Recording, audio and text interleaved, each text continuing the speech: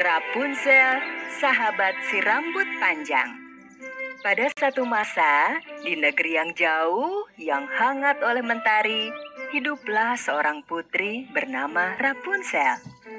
Ia tinggal bersama Pangeran Rob yang dikasihinya pada istana termegah di negeri itu.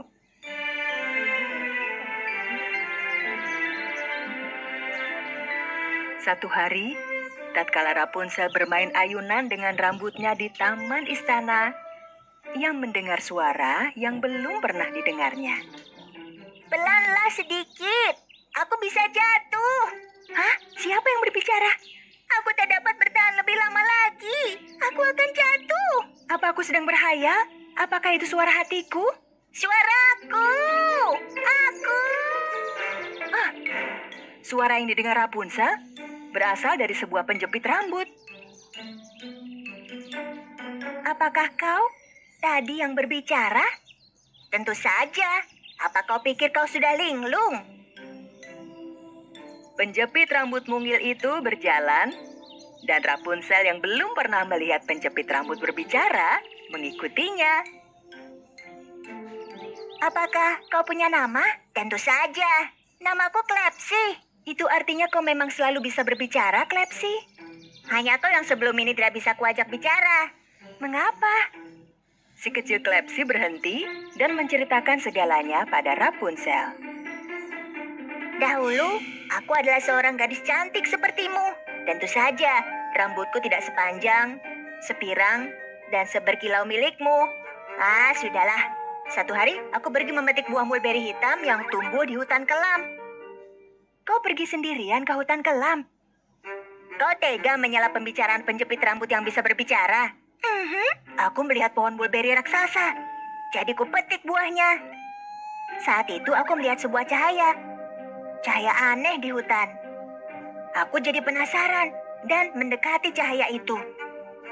Di hadapanku berdiri seorang wanita yang sangat tua dengan seorang anak.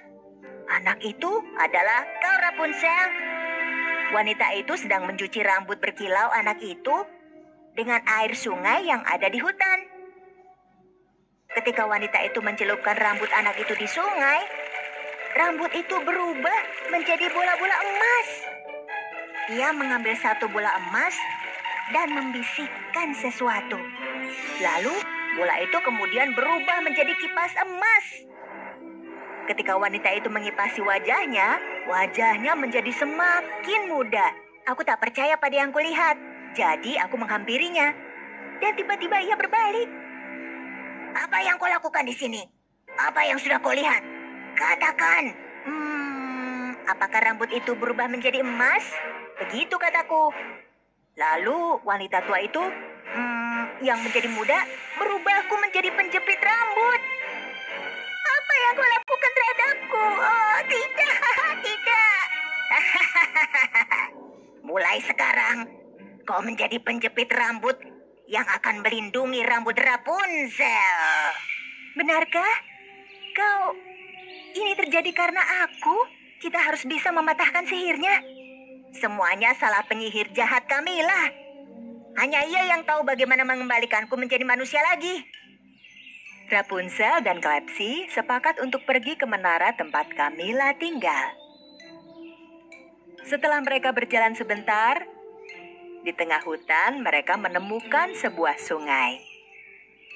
Untuk menyeberangi sungai, Rapunzel membuat perahu kecil dari rambutnya. Mereka naik ke perahu menuju sisi lain dari sungai. Setelah berlari melewati pepohonan raksasa, akhirnya mereka melihat menara yang sangat tinggi. Di menara inilah aku pernah diperangkap. Jadi, bagaimana caranya kita ke atas, Rapunzel? Sebentar, kita amati ia dari lokasi yang aman. Rapunzel menempatkan Klepsi di ujung rambutnya. Di kedua sisi disematkannya dedaunan besar sehingga bagai layang-layang. Lalu, ia melemparkan rambutnya ke udara menuju puncak menara. Naik, maju terus, jepit mungil. Klepsi melayang di udara dan melongok ke dalam menara. Dilihatnya sebuah sapu menyapu lantai dengan sendirinya. Kemudian ia mendengar Camilla berbicara dengan sapu itu. Ah, wahai sapu-sapuku Brumi. Katakan, bagaimana caranya agar ku dapat kembali rambut Rapunzel? Aku tak dapat hidup tanpa emasku. Jangan bersedih, Nyonya. Jika kau lihat keluar jendela, akan kau lihat rambut ajaib itu. Klapsi secepatnya turun ke tanah. Ah, kau beraya, Brumi. Tidak, Nyonya. Sungguh, jika kau tak percaya, coba lihatlah. Dengan panik, Klapsi mengabarkan bahwa Brumi melihat kemunculannya. Camilla melonggok keluar jendela, meskipun ia tak percaya perkataan Brumi. Ketika ia menatap ke bawah, ia melihat Rapunzel dan Klapsi melarikan diri. Berhenti! Jangan pergi! Aku sudah berubah. Aku tidak seperti yang dulu. Rapunzel berhenti sejenak. Klapsi, kau dengar tadi? Ia sudah berubah. Mungkin ia bersedia membantu kita. Tapi bagaimana? Rapunzel kembali ke menara bersama Klapsi. Camilla turun dari menara dengan menaiki Brumi. Begitu melihat rambut berkilau Rapunzel, matanya berbinar. Ia ingin menyentuh rambut Rapunzel sehingga ia mendekatinya. Jangan terlalu dekat, Camilla. Aku merindukanmu, Rapunzel. Jika dapat kusentuh rambutmu sebentar saja. Kita buat kesepakatan, Camilla. Akan kuberikan sebagian rambutku dan sebagai imbalannya kau ubah Klapsi kembali menjadi manusia. Ya, tentu saja. Setuju. Rapunzel, serahkan rambut emasmu. Rapunzel mencabut beberapa helai rambutnya dan menyerahkannya pada Camilla. Camilla meraih rambut itu dan...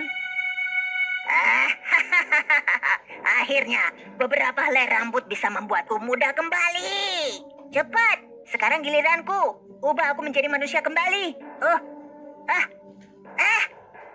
Camilla yang sudah berada di atas Brumi terbang dan berteriak pada mereka. Kau harus bisa membuat naga di balik 7 puncak gunung tersenyum. Hanya itu satu-satunya cara agar kau bisa kembali menjadi manusia. Naga di balik 7 puncak gunung. Jika Camilla berkata jujur, kita pasti menemukan naga itu, Klapsi. Kau siap? Kita berangkat. Nyonya, apakah sungguh ada naga di gunung-gunung itu?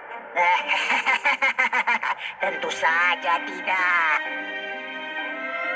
Rapunzel menjepitkan Klapsi di rambutnya, dan mereka bersiap memulai petualangan besar mereka menjelajahi gunung-gunung.